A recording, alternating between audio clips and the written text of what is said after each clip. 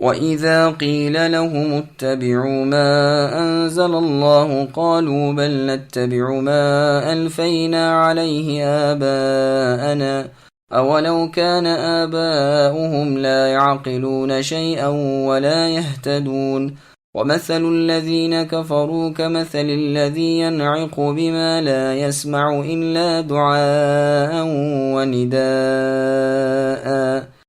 صم بكم عمي فهم لا يعقلون۔ اور ان کافروں سے جب کبھی کہا جاتا ہے کہ اللہ تعالیٰ کی اتاری ہوئی کتاب کی تابعداری کرو تو جواب دیتے ہیں کہ ہم تو اس طریقے کی پیروی کریں گے جن پر ہم نے اپنے باپ داداؤں کو پایا، گو ان کے باپ دادے بے عقل اور گم کردہ راہ ہوں۔ اور کفار کی مثال ان جانوروں کی طرح ہے جو اپنے چرواہے کی صرف پکار اور آواز ہی کو سنتے ہیں، سمجھتے نہیں، بہرے، گونگے اور اندھے ہیں، انہیں عقل نہیں۔ سامعین، اب ان آیتوں کی تفسیر سماعت کیجیے۔ گمراہی اور جہالت کیا ہے؟ یعنی ان کافروں اور مشرکوں سے جب کہا جاتا ہے کہ کتاب اللہ اور سنت رسول صلی اللہ علیہ وسلم کی پیروی کرو اور اپنی ضلالت و جہالت کو چھوڑ دو، تو وہ کہتے ہیں کہ ہم تو اپنے بڑوں کی راہ لگے ہوئے ہیں، جن چیزوں کی وہ پوجا پاٹ کرتے تھے ہم بھی کر رہے ہیں اور کرتے رہیں گے، جس کے جواب میں قرآن کہتا ہے کہ وہ تو فہم و ہدایت سے غافل تھے۔ یہ آیت یہودیوں کے بارے میں اتری ہے۔ پھر ان کی مثال دی کہ جس طرح چرنے چگنے والے جانور اپنے چرواہے کی کوئی بات صحیح طور سے نہیں سمجھ سکتے، صرف آواز کانوں میں پڑتی ہے اور کلام کی بھلائی برائی سے بے خبر رہتے ہیں، اسی طرح یہ لوگ ہیں۔ یہ مطلب بھی ہو سکتا ہے کہ جن جن کو یہ اللہ کے سوا پوجتے ہیں اور ان سے اپنی حاجتیں اور مرادیں مانگتے ہیں، وہ نہ سنتے ہیں، نہ جانتے ہیں، نہ دیکھتے ہیں، نہ ان میں زندگی ہے، نہ انہیں کچھ احساس ہے۔ کافروں کی یہ جماعت حق کی باتوں کے سننے سے بہری ہے، حق کہنے سے بے زبان ہے، حق کی راہ چلنے سے اندھی ہے، عقل و فہم سے دور ہے، جیسے اور جگہ ہے صم و بکم فی الظلمات الآیات، یعنی ہماری باتوں کو جھٹلانے والے بہرے، گونگے اور اندھیرے میں ہیں، جسے اللہ چاہیں گمراہ کریں اور جسے وہ چاہیں سیدھی راہ لگا دیں۔ اے دلوں کے پھیرنے والے اللہ، آپ کی 2 انگلیوں کے درمیان میں تمام بنی آدم کے دل ہیں، ہم آپ سے ہمارے دلوں کو اپنی اطاعت اور دین کی طرف پھیر دیے جانے کا سوال کرتے ہیں۔ يا أيها الذين آمنوا كلوا من طيبات ما رزقناكم واشكروا لله إن كنتم إياه تعبدون إنما حرم عليكم الميتة والدم ولحم الخنزير وما أهل به لغير الله فمن اضطر غير باغ ولا عاد فلا إثم عليه إن الله غفور رحيم۔ اے ایمان والو، جو پاکیزہ چیزیں ہم نے تمہیں دے رکھی ہیں انہیں کھاؤ پیو اور اللہ تعالیٰ کا شکر کرو اگر تم خاص اللہ ہی کی عبادت کرتے ہو۔ تم پر صرف مردہ اور بہا ہوا خون اور سور کا گوشت اور ہر وہ چیز جو اللہ کے سوا دوسروں کے نام پر مشہور کی جائے حرام ہے۔ پھر جو مجبور ہو جائے اور وہ حد سے بڑھنے والا اور زیادتی کرنے والا نہ ہو، اس پر ان کے کھانے میں کوئی گناہ نہیں، اللہ تعالیٰ بخشش کرنے والے مہربان ہیں۔ سامعین، اب ان آیتوں کی تفسیر سماعت کیجیے۔ رزق حلال اور حرام میں فرق۔ اس آیت میں اللہ تعالیٰ اپنے بندوں کو حکم دیتے ہیں کہ تم پاک، صاف اور حلال طیب چیزیں کھایا کرو اور میری شکر گزاری کرو۔ حلال کا لقمہ دعا اور عبادت کی قبولیت کا سبب ہے اور حرام کا لقمہ عدم قبولیت کا سبب۔ مسند احمد میں حدیث رسول اللہ صلی اللہ علیہ وسلم فرماتے ہیں، لوگو اللہ تعالیٰ پاک ہیں، وہ پاک چیز کو ہی قبول فرماتے ہیں۔ اللہ نے رسولوں اور ایمان والوں کو حکم دیا ہے کہ وہ پاک چیزیں کھائیں اور نیک اعمال کریں۔ فرمان ہے یا ایھا الرسل کلوا من الطیبات، اور فرمایا یا ایھا الذین آمنوا کلوا من الطیبات۔ پھر آپ نے فرمایا ایک شخص لمبا سفر کرتا ہے، وہ پراگندہ بالوں والا اور غبار آلودہ ہوتا ہے، اپنے ہاتھ آسمان کی طرف اٹھا کر دعا کرتا ہے اور گڑ گڑا کر اللہ تعالیٰ کو پکارتا ہے، لیکن اس کا کھانا پینا، لباس اور غذا سب حرام کی ہیں۔ اس لیے اس کی ایسے وقت کی ایسی دعا بھی قبول نہیں ہوتی۔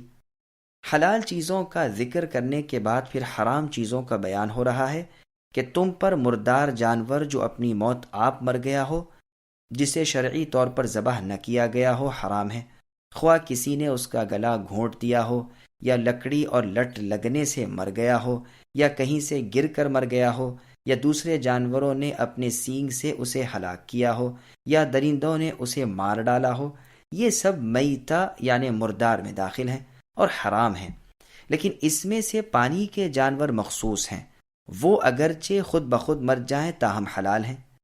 قرآن میں اللہ کہتے ہیں احل لکم صید البحر وطعامہ، یعنی تمہارے لیے سمندر کا شکار اور اس کا کھانا حلال کیا گیا ہے۔ اس کا پورا بیان اس آیت کی تفسیر میں آئے گا انشاءاللہ تعالی۔ عنبر نامی جانور کا مرا ہوا ملنا اور صحابہ رضی اللہ عنہم کا اس کو کھانا، پھر رسول اللہ کو اس کی خبر ہونا اور آپ کا اسے جائز قرار دینا، یہ سب حدیث میں ہے جس کو امام بخاری لائے ہیں۔ سمندر کا پانی پاک ہے اور اس کا مردار حلال ہے۔ یہ روایت سنن ابی داؤد کی ہے۔ ابن ماجہ کی حدیث میں ہے کہ رسول اللہ صلی اللہ علیہ وسلم فرماتے ہیں 2 مردے اور 2 خون ہم پر حلال ہیں، 2 مردے مچھلی اور ٹڈی اور 2 خون کلیجی اور تلی۔ سورہ مائدہ میں اس کا بیان تفصیل سے آئے گا انشاءاللہ۔ مسئلہ: مردار جانور کا دودھ اور اس کے انڈے جو اس میں ہوں نجس ہیں یعنی ناپاک۔ امام شافعی رحمہ اللہ کا مذہب یہی ہے، اس لیے کہ وہ بھی میت یعنی مردار کا ایک جز ہے، حصہ ہے۔ امام مالک رحمہ اللہ سے ایک روایت میں ہے کہ ہے تو وہ پاک لیکن میت یعنی مردے کے ملنے کی وجہ سے نجس ہو جاتی ہے۔ اسی طرح مردار کی کھیس کھیری بھی۔ مشہور مذہب میں ان بزرگوں کے نزدیک ناپاک ہے، گو اس میں اختلاف بھی ہے۔ صحابہ کا مجوسیوں کا پنیر کھانا گو ان پر بطور اعتراض کے وارد ہو سکتا ہے، مگر اس کا جواب قرطبی نے یہ دیا ہے کہ دودھ بہت ہی کم ہوتا ہے اور کوئی بہنے والی ایسی تھوڑی سی چیز جب زیادہ میں پڑ جائے تو کوئی حرج نہیں۔ نبی صلی اللہ علیہ وسلم سے گھی، پنیر اور گورخر کے بارے میں سوال ہوا تو آپ نے فرمایا حلال وہ ہے جسے اللہ نے اپنی کتاب میں حلال بتایا، اور حرام وہ ہے جسے اللہ تعالیٰ نے اپنی کتاب میں حرام کیا، اور جس کا بیان نہیں وہ سب معاف ہیں۔ یہ روایت ترمذی کی ہے۔ پھر فرمایا تم پر سور کا گوشت بھی حرام ہے، خواہ اسے ذبح کیا ہو خواہ وہ خود مر گیا ہو۔ سور کی چربی کا بھی یہی حکم ہے، اس لیے کہ چونکہ اکثر گوشت ہی ہوتا ہے اور چربی گوشت کے ساتھ ہی ہوتی ہے، بس جب گوشت حرام ہوا تو چربی بھی حرام ہوئی۔ دوسرے اس لیے بھی کہ گوشت میں ہی چربی ہوتی ہے اور قیاس کا تقاضا بھی یہی ہے۔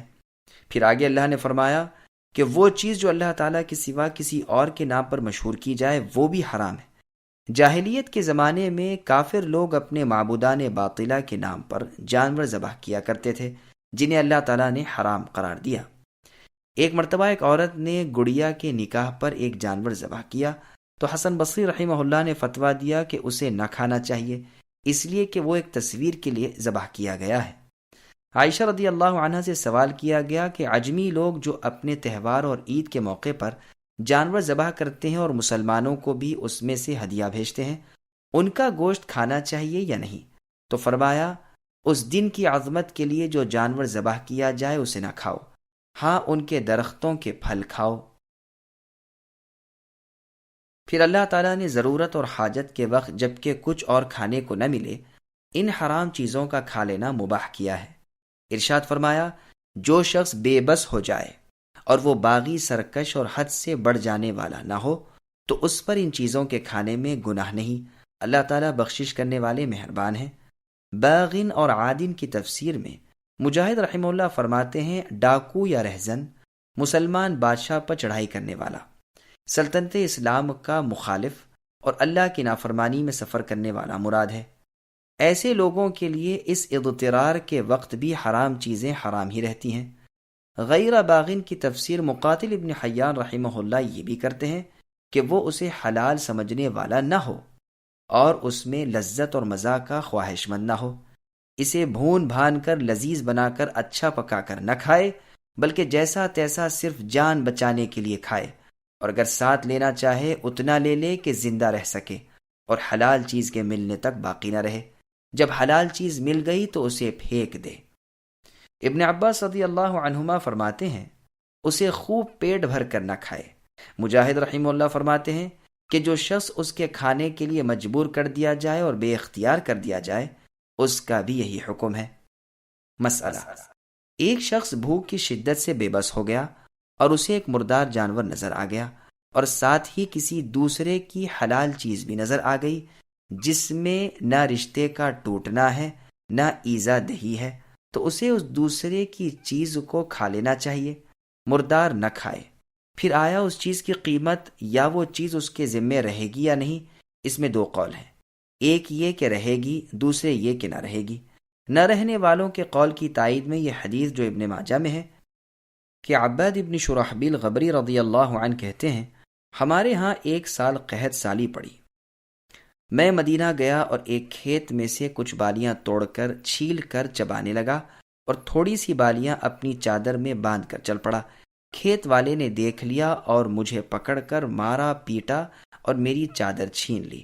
میں رسول اللہ کے پاس گیا اور آپ سے واقعہ عرض کیا تو آپ نے اس شخص کو کہا اس بھوکے کو نہ تو نے کھانا کھلایا نہ اس کے لیے کوئی اور کوشش کی نہ اسے کچھ سمجھایا سکھایا، یہ بیچارہ بھوکا تھا، ناداں تھا، جاؤ اس کا کپڑا واپس کرو اور 1 وسق یا آدھا وسق غلہ اسے دے دو، 1 وسق 4 من کے قریب ہوتا ہے۔ ایک اور حدیث میں ہے کہ درختوں میں لگے ہوئے پھلوں کی نسبت رسول اللہ سے پوچھا گیا تو آپ نے فرمایا جو حاجت مند شخص یہیں کچھ کھا لے لیکن ساتھ لے کر نہ جائیں اس پر کچھ جرم نہیں۔ مجاہد رحمہ اللہ فرماتے ہیں مطلب آیت کا یہ ہے کہ اضطرار اور بے بسی کے وقت اتنا کھا لینے میں کوئی مذائقہ نہیں جس سے بے بسی اور اضطرار ہٹ جائے۔ یہ بھی مروی ہے کہ 3 لقموں سے زیادہ نہ کھائے، غرض ایسے وقت میں اللہ کی مہربانی اور نوازش سے یہ حرام اس کے لیے حلال ہے۔